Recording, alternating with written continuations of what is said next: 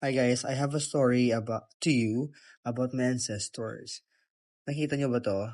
Ayan yung picture na yan. That's one of my titas. And anak po siya ng Lola Virgie ko. And nakikita niyo dyan yung MV Don Juan tragedy, tsaka yung history ng Mascara has something to do with the tragedy of MV Don Juan. Kasi, yung kwento dyan, yung lola ko mismo, mother ng mama ko, is namatay that time. And then, umuwi sila, Lola Virgie, kasama yung dalawang anak niya, tsaka yung asawa niya. And unfortunately, yung nangyari sa MV Don.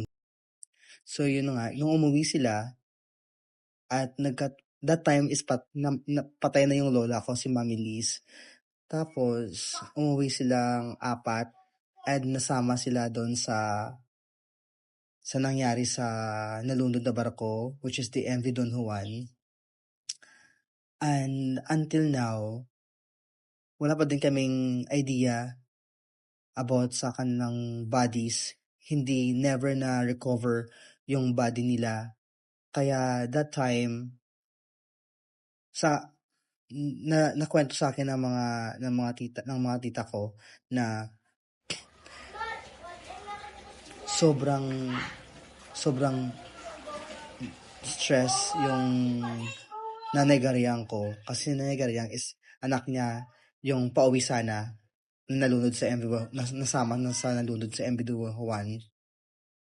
Kaya yun, sobrang stress tsaka depressed na ng Lola Gariang ko, kasi nga habang yung isa niyang anak na lola ko, si Mami Liz, nakaburol, naka-receive siya ng balita about sa isa niya pang anak na nasama doon sa MV Don Juan, kasama ng dalawa niyang apo tsaka asawa ni mami ni Lola Virgie. And yun, sabi nga ng mga tita ko na hindi daw ipapalibing ni Nanay Gariang si Mami Liz, kasi si Mami Liz yung lola ko, kasi nga gusto niyang antayin yung Lola Virgie, kasi nga uuwi sila supposedly para makita yung kapatid niya na namatay din na lola ko, si Mami Liz.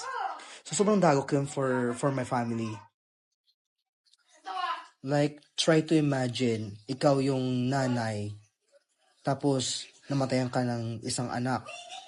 Tapos, you're expecting na uwi ng Negros yung isa mo pang anak. But, unfortunately, nasa trahedya din sila, namatay. And yung malala doon is never nakita yung mga katawan nila sa pagkalulod ng MV Don Juan.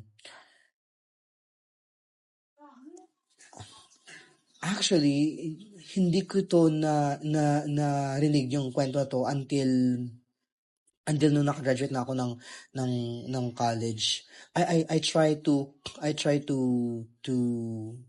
halungkat yung mga kwento ng ancestors ko, kasi for me it's very important so that I can tell the story to the next generation, so that in the future, if I and Peter will have a child,